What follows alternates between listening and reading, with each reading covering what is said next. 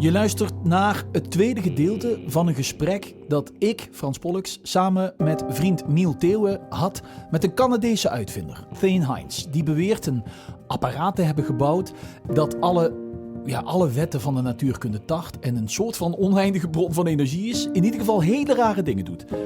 Zijn volledige verhaal over hoe hij tot die ontdekking komt en wat hij met die ontdekking gedaan heeft en wanneer we het misschien op de markt kunnen gaan zien, is te horen hier op YouTube. Dit is deel 2. Deel 1 is er ook.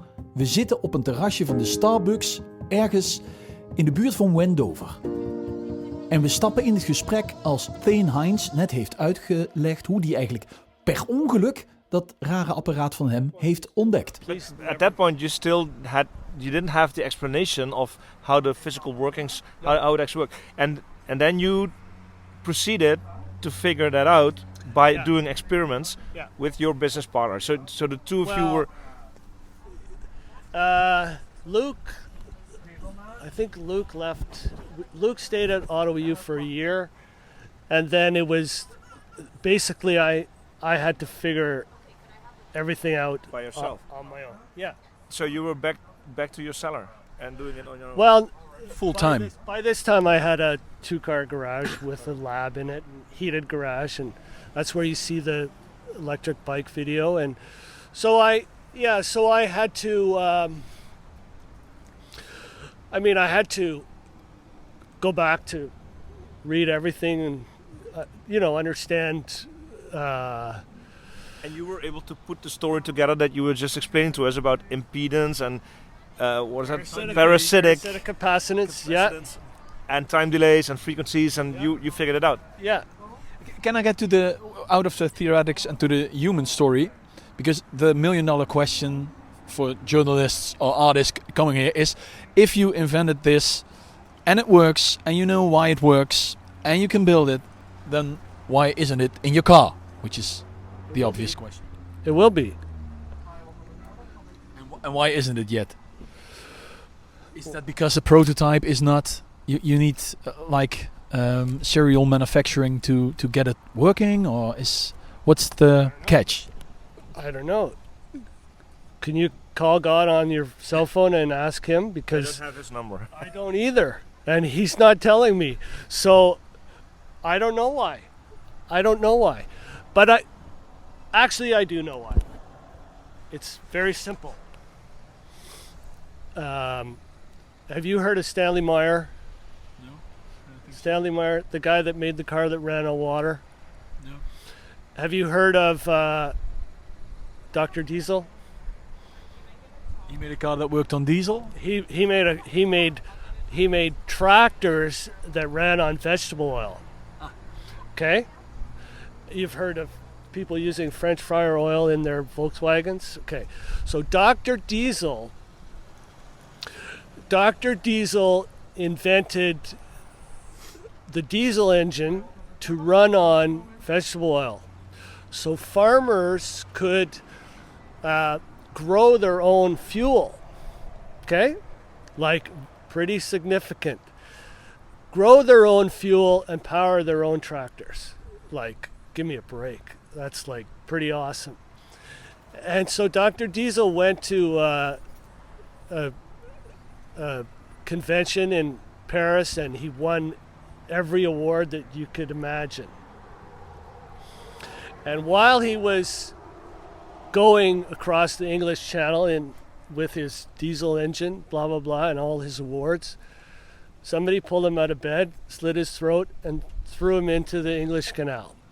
And then his vegetable oil diesel engine was converted into a fossil fuel diesel engine. So now we're buying diesel instead of growing diesel. And Stanley Meyer... But just a moment, this is the reason why we don't have this thing you invented in our cars, but why isn't it in your own car? I'm getting to it. So Stanley Meyer built a car where you put water in the gas tank, and then he made a special spark plug that split the hydrogen the water molecule into hydrogen and oxygen, which you burn. And he made a car that you could run on water. And he drove it across the United States. And it's surprising that you don't know about it. So Stanley Meyer was murdered because of his invention. So let's say, just for argument's sake, that the universe doesn't want me to get murdered. Then the universe won't give me enough money to build something for my car or whatever. It will give me enough money to do the necessary research to define the physics, okay? To define the physics so that I can go to somebody from the Netherlands or Holland that cares about Dr. Oosted's discovery in 1820. So and a lot of people ask me, the same question: when is it going to be ready? When am I And I say, well, it's not up to me. It's up to the universe. I don't. But the reason it's not ready for putting it into a car is that it's, not working 100%, or it's too expensive to build a thing that fits into a car. The first part was we had to get the backing theory developed. That's the first part. Then the second part is we have to have a commercially viable coil. Okay? You can't. That's logisch. Yeah. No, well, I mean, if you have something that works, whatever it is, to make it commercially viable, you need to industrialize it, right? Yeah. You need to scale it up. You need bigger facilities. You need to bring the cost down. Well, no, you have to make it so it resembles a conventional coil. For example, the first RegenX coil was 150 ohms DC resistance. Okay, the Dutch guys, his is 300 ohms. So that's a very high DC resistance coil. Okay, and you can't generate electricity with that coil. You can produce acceleration, but you can't generate much electricity because the electricity is consumed by the resistance of the winding. Okay, so it took us until, and when I say us, I mean me and my investors.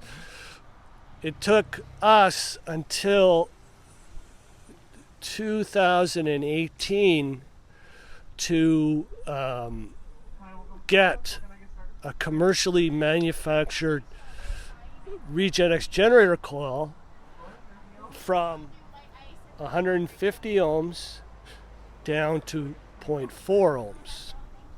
Okay, 0.4 ohms. That was a very, very long and arduous intellectual property iteration process. Want minder ohms, dan levert hij meer op. En dan kan hij daarmee iets bewegen. So now we have commercially manufactured coils that are less than an ohm of resistance. So now they're commercially viable. Right. Now you can put that into a EV, or this you could have done this faster if people would have supported you with more money or research. No. Okay. I'm going to hold a gun to your head, okay, Mr. Songwriter? Right. And you're going to write me the best song in the history of the world in 10 minutes. Okay, you ready? Go. No, doesn't happen that way. But if I say, can you write me the best song in the history of the world? You might say, I'll try. I probably could. But you're going to have to open yourself up to inspiration and so on, right? And your life experiences from that point on they're going to be the basis for the song, right? So you're going to start out with an objective, and there's a certain amount of incubation period that needs to happen to produce that, whatever it is, and you're not in control of that. But when you have it, you're going to know. And then once, like I said inside, once you have it and you create it, you're going to try to put it out in the world, and the world's going to say, oh, you know, I love that song, or I hate that song, or that guy's a bad guy, or whatever. I think I might misunderstand you, or have misunderstood you. So I thought you meant with the story of Mr. Diesel that while you were not murdered, you were being opposed by... No. Okay. No. I have never been opposed by anyone. I have been slandered and treated not well. But then again, anybody that starts a company that does innovation, I mean, if you know the story about... So the reason why it's not there yet is not because you were being opposed, it's because it just takes time. That's what you're saying now. Yeah. Okay. Yeah. It took the Wright brothers 10 years before their airplane got off the ground. Alexander Graham Bell, same thing.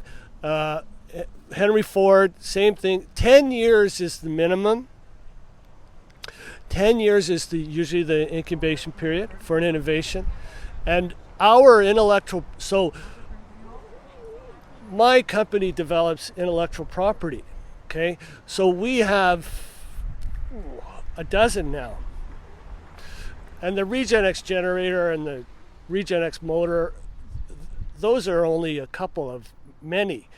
So while I'm waiting for the next inspiration to say, hey, change this on your coil and change that, and it often happens in a dream where you wake up and you go, oh, I have to do this, and then you go and you do that, and you try this and you try that.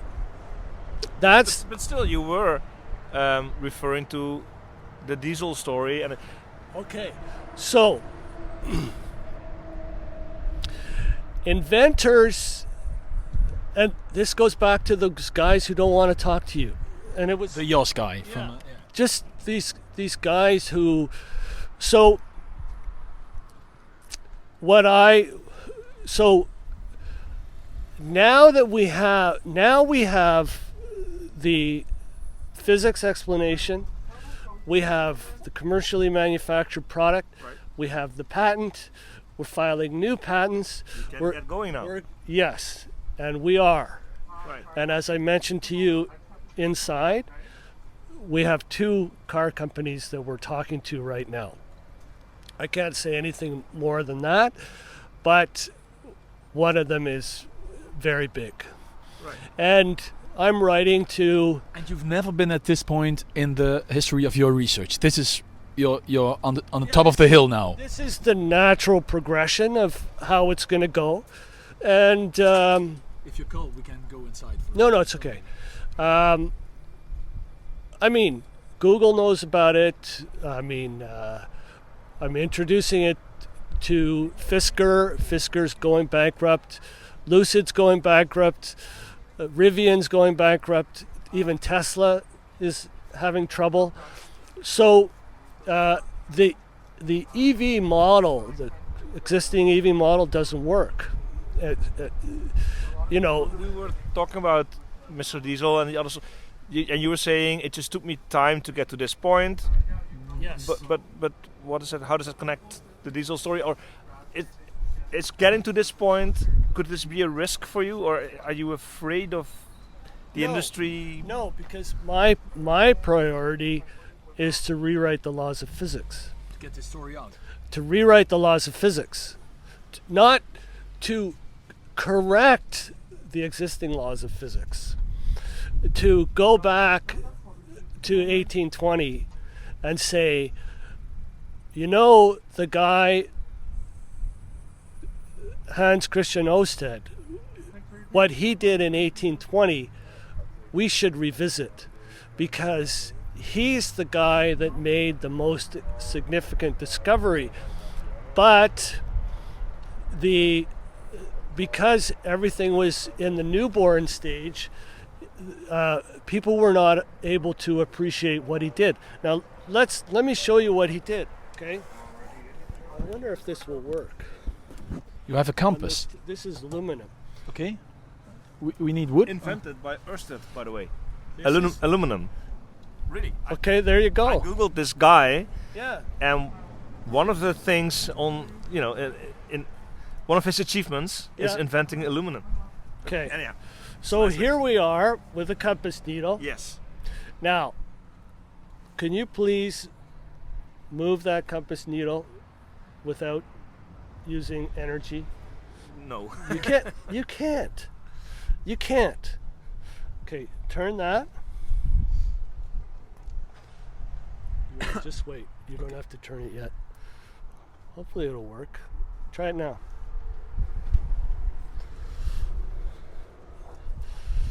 Maybe it's... Wait. Stop. Stop. Stop. Okay, do it again. It moves. Yeah. Okay. So that was his experiment. Right. So what happens now is the electromotor runs a current. Dit draait. Yeah. So I think what he discovered is if you have a wire and a current is going through it, and you hold a compass needle besides to it, then the compass needle starts moving. So you can induce The magnetic movement. field, the magnetic field energy, this is the key thing. The magnetic field energy around the current bearing wire is going to increase the kinetic energy of the compass needle. Right now, the kinetic energy of the compass needle is 0. Right. Okay? Now, Newton's first law says, and the law of conservation of energy and the first law of thermodynamics, they all say the same thing. If you want to change the kinetic energy of this compass needle, you need energy. So if we're doing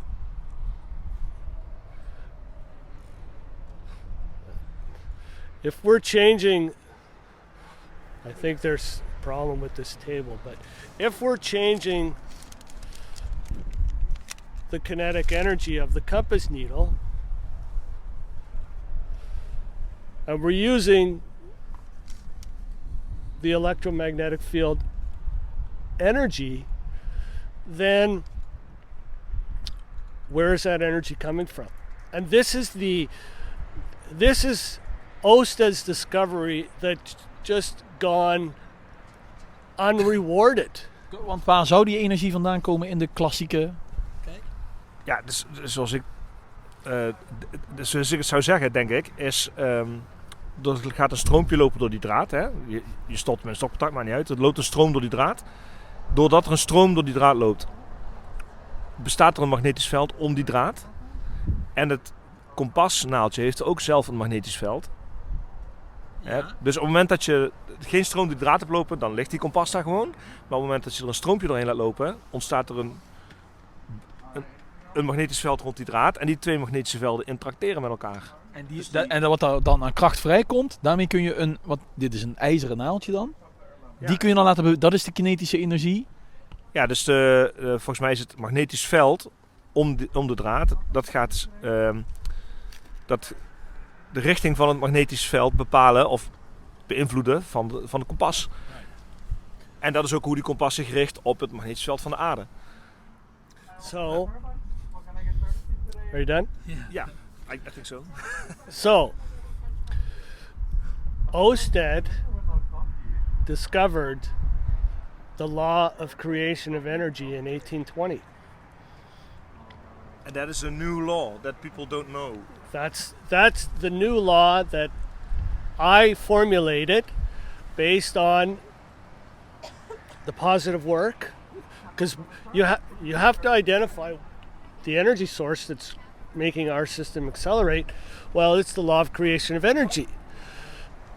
But I didn't discover it. This is why you motherfuckers are here, to take this message back to your country and say, get your head out of your asses. We have, Einstein said, energy and matter are interchangeable. Okay, everything is just energy in motion.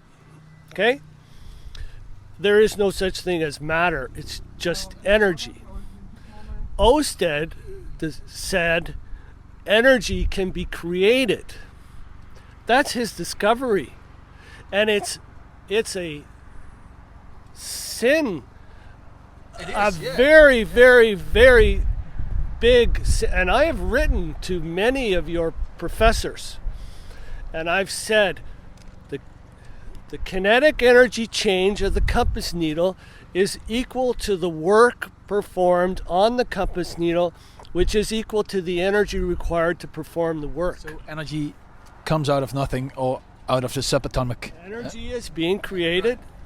And we had a professor of physics, Mr. Koekoek, and he told, his main argument was this: energy can't be created. Yeah, it only can be transferred in another form. He's parroting. He's not the only one. Oh, of course, that's what they have to say. Now, if we said, now it gets even worse for the physicists. Okay, it gets even worse for them, or the electrical engineers, because Oersted in 1820 built the world's first perpetual motion machine of the first kind. Are you there? Are you with me? Yeah. Do you know why? Tell me why. No, because he showed there's negative work, etc. There's positive work, increasing the kinetic energy of the compass needle, not decreasing it, with no external. Source. Like, where is it? He was using a battery. He was running. Now, here's what they'll tell you. Okay, the physicists will tell you. They'll say, and this is where they're tricky. Okay, what they'll say is, oh, you need energy to create the magnetic field. Because if you don't have a battery, if you don't have current flowing in the winding, then you can't have a magnetic field. So you need energy to create the magnetic field. Which was my point toen ik zei je moet er wel aan draaien. Dan gaat hij van Which is not true. So. And you learned it's not true because at a certain point. No. We're just going to apply Ohm's law and Watt's power rule. Okay? Do you have a electric stove at home? Mm-hmm. When you turn it on, the element gets hot. Mm-hmm. Okay? So it takes energy, electrical energy, which gets converted to heat to make your stove work. Okay? Right. So in Oersted's experiment, the law of conservation of energy was being observed by the joule heating of the wire. Okay? Watt's power rule, the voltage times the current, tells you how much electrical energy is being converted to heat energy. Okay? It tells you exactly the number. And the conversion is being performed at 100% efficiency. Whatever heat is being created in the wire, because there's nothing else going on, whatever electrical energy is being converted to heat energy, it's being converted at 100% efficiency. Okay. Right? Now, so there's no room left to have kinetic energy. There's no, again, your pockets are empty. You have no money left to pay for the energy to change the kinetic energy of So when the science guy says, but you need energy to create a magnetic field, you say, but all this energy is transferred to heat. You need energy to perform joule heating. You can't. Now, here's the kicker. This is the smoking gun. Okay, if these wires were superconducting wires with zero resistance, you're still going to move that magnet. Okay. But you have no electrical to heat There's conversion. no resistance. And therefore no heat. No heat, but you're still moving the magnet. At the same rate or the same? The same, everything's the same. So it's not related to the heat thing, to the energy thing. But The energy source is something else. a physicist who's been, what do you call it? Brainwashed, you call it. Well, not. Or trained. Again, I was one of those guys. And, but What would they say? What if he was this professor? What would he tell you now? Would he be baffled, or would he still have an argument against this? So what I'm trying to do, okay, and I've been trying to do it for a long time, is electromagnetics, electricity and magnetism. What happened with Öysted's discovery in 1820? The Newtonian mechanics guys saw it, okay, and they said, "Okay, Hans, good job. We'll take it from here." And then they took the electricity and magnetism subject and they put it under the umbrella of Newtonian mechanics. But Newtonian mechanics can't explain what's going on. At the subatomic level, you mean? Well, it can't explain the work that's being performed. Oh, that's what you mean, yeah. Like the negative work in a generator, the positive work here, especially in 2007 when we have positive work being performed with created electromagnetic field energy. That lets the cat right out of the bag, and you can't put it back in anymore. So all they do is they ignore the cat, which is now an elephant in the room. It's not a cat anymore, it's an elephant. And what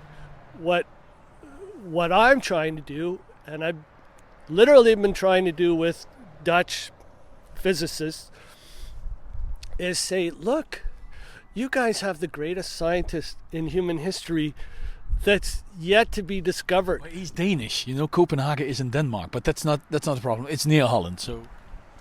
Okay, I don't know. No problem. But Dutch, Danish, anyway. But okay, Netherlands then. Yeah, we are Netherlands, but Oosted is from Denmark. Copenhagen is in Denmark. Oh. It's another country, but it's Europe. Never mind. Oh yeah, you're right. Well, close enough. Yeah. For us, it's like Ottawa. Okay. Well, so I'm wrong there then. Are you now trying to turn this into a commercially viable product? It is. But is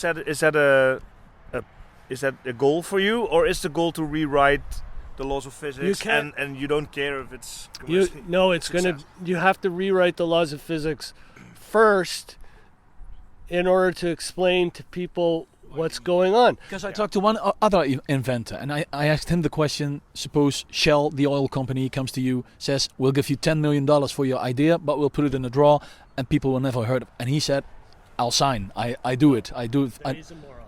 And you won't do it. No. Again, the Wright brothers, when they created the airplane, they had to write the laws of aerodynamics.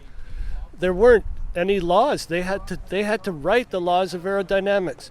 So the best they could do was gliders at the time, and then the Wright brothers came along with their heavier than air vehicle. I mean, right? And they were pissing everybody off, especially the French glider guys, because now the Wright brothers were creating a heavier than air vehicle. And even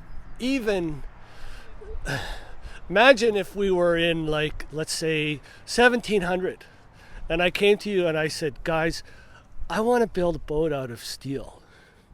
Okay? I've discovered the law of buoyancy, and I've figured out that we can make our boats out of steel. You'd be like, come on, Thane, what are you smoking? But they used to make boats out of wood because wood floats.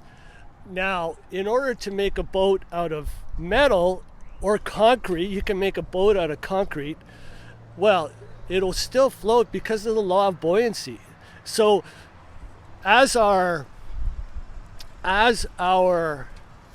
physics perspective grows, our knowledge grows, and we advance. So what I'm trying to do with world physicists is I'm trying to go back to 1820 and say Oersted discovered the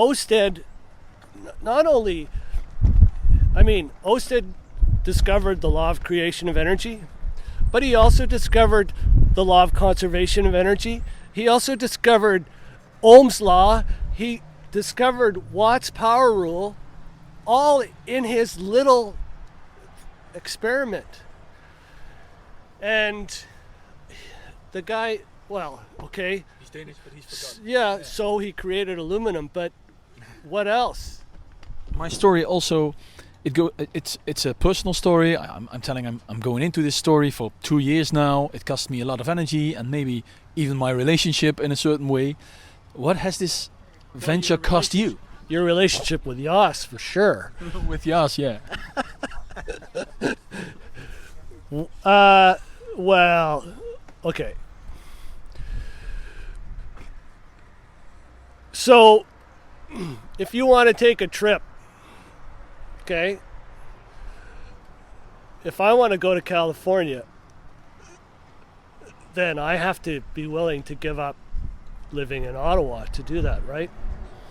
So in 2001, right after 9/11, I took a trip and I said to myself, I don't want to buy energy that's being paid for with the blood of soldiers and civilians in countries that have oil. I want to develop a peaceful energy alternative to oil. That was my goal. I had no idea how I was going to do it, but that's what I wanted to do. And in 2007, I discovered it. I rediscovered it in the acceleration of my generator. And through my evaluation and learning, I realized that I didn't discover it at all. It was actually Oersted that discovered it, but I discovered the same thing but in a different format. And my discovery is such that it's undeniable and unavoidable. If you're fortunate enough to come for a demo tomorrow, I'm going to show you an electric generator that generates electricity at infinite efficiency, which means infinite efficiency means if you're turning it at a certain speed, yep, and connected to a load, and this doesn't change, your input doesn't change at all, it stays the same, that's infinite efficiency. Okay?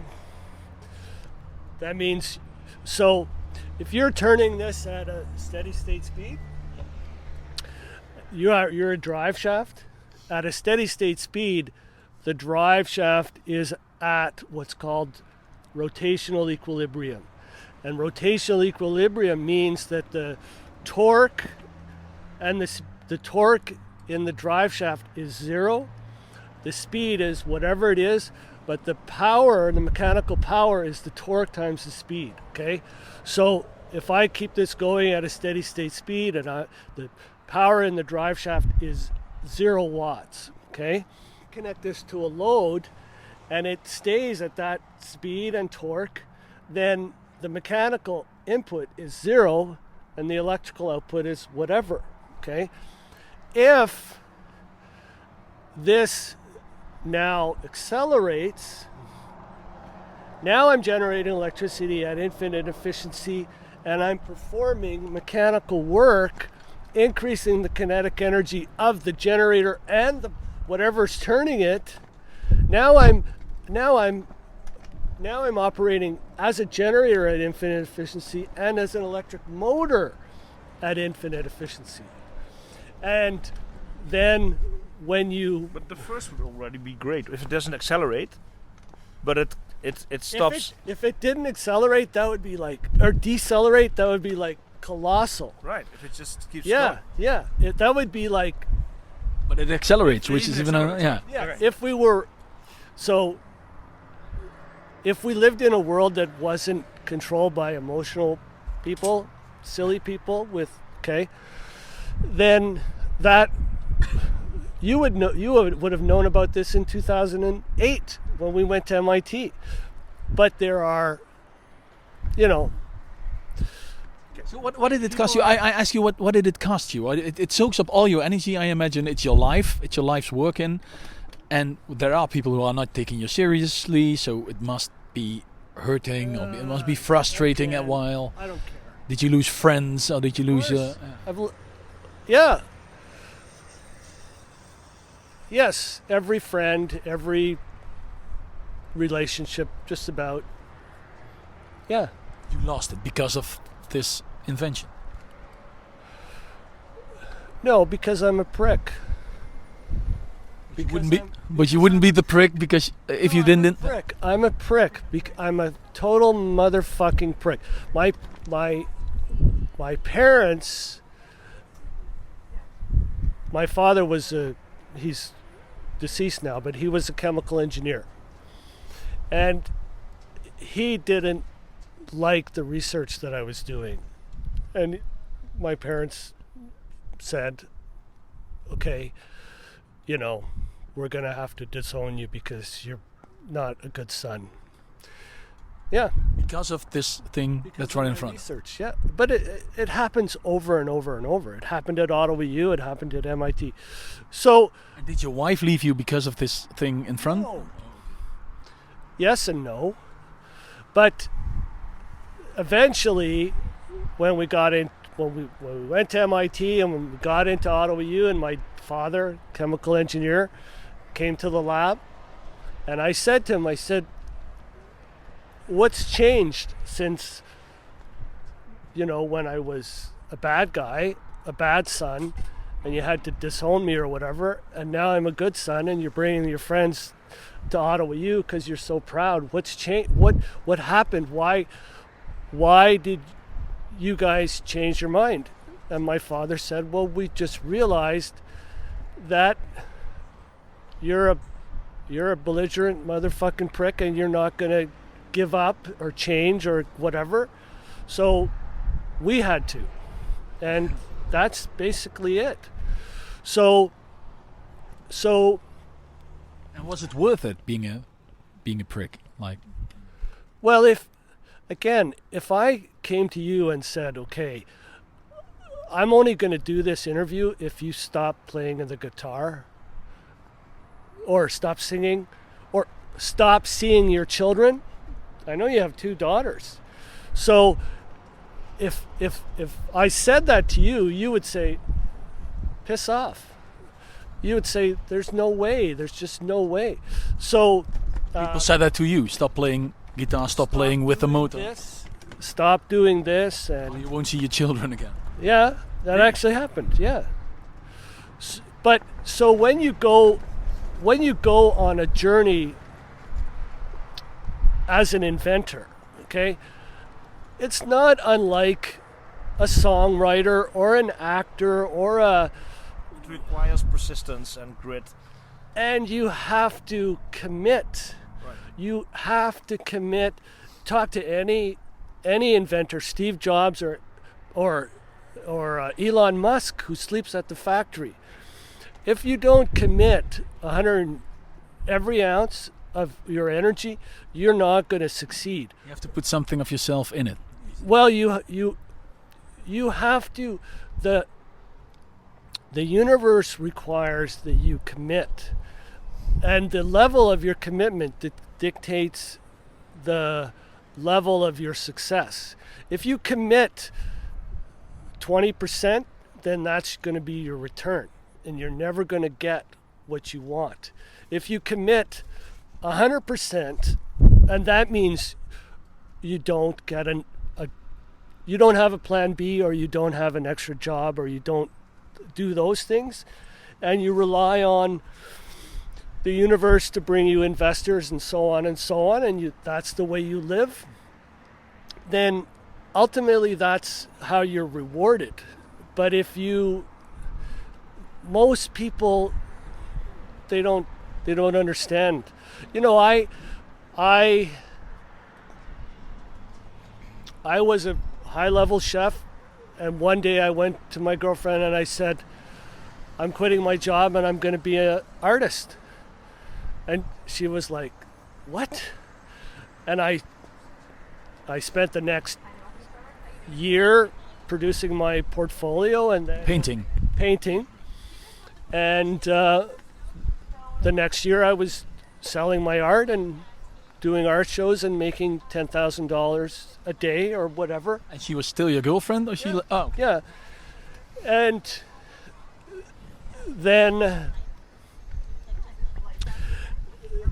I had an opportunity to buy a restaurant, and I bought a restaurant, and I almost went bankrupt after 2.5 years, and I didn't give up, and eventually I had the restaurant for 7 years, and I was making lots of money.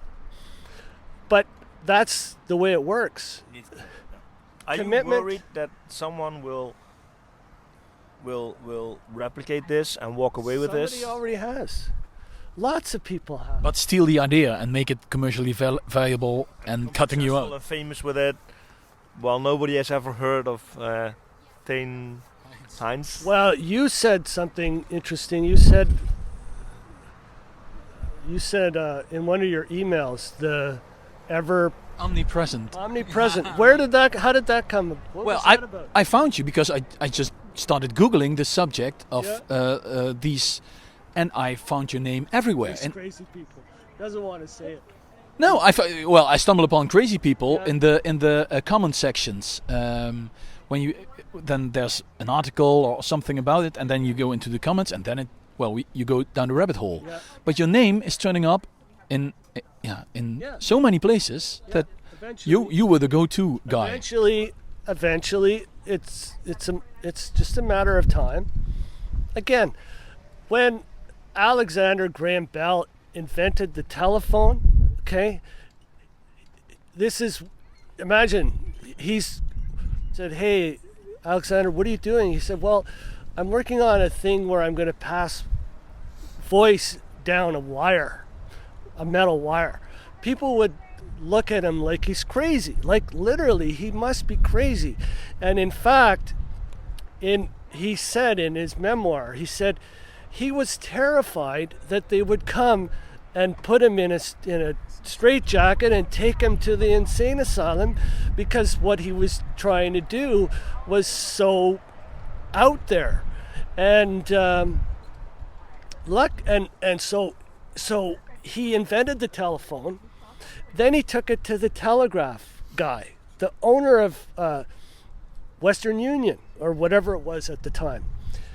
Went in his office and put his telephone down on the guy's desk, and he said, I want you to use my telephone. And the guy laughed at him and he said, why would I be interested in this toy? It's just a toy. And Alexander Graham Bell walks out and he's like, okay, and puts the guy out of business, puts the telegraph out of business. So that's the... The question was, are you worried that someone will steal it? And you're saying... steal it if you want to. Like, look, you must understand how close we are to nuclear war. We're like seconds away. And much of that worry or much of that anguish is energy related. Am I out on a limb, or do you agree? No, we agree. Okay. Since I mentioned it, Japan got involved in World War II because the United States cut off their access to oil. So You're saying even if your ideas are being stolen, then it's for the better of the world and for the history of humankind. yes, but Are you worried that someone will try to hurt you in any way because of this? no, if you guys go back, even though you're not, even though not from Denmark, I learned something today. If you do your jobs and you sell the story or whatever, get the story out there, then once the physics are changed, you can't go back. So that's my primary thing right now, is getting the physics changed, getting the physics corrected. There's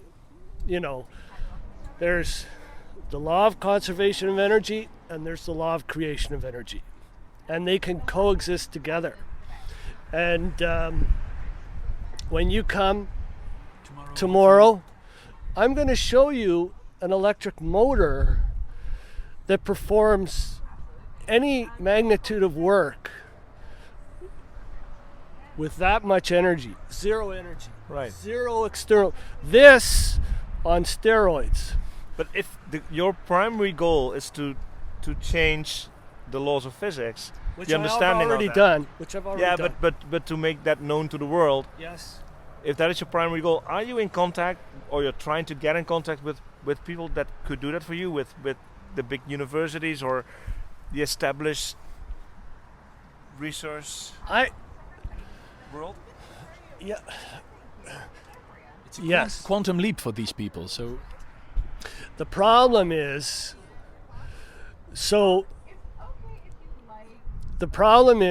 that every physicist, every electrical engineer, every mechanical engineer, every engineer that is involved in electricity or motors or anything like that, they have to go back to school.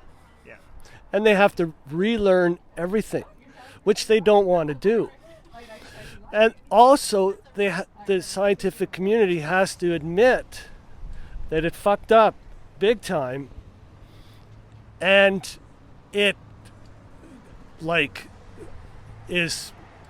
it's teaching fake science in universities.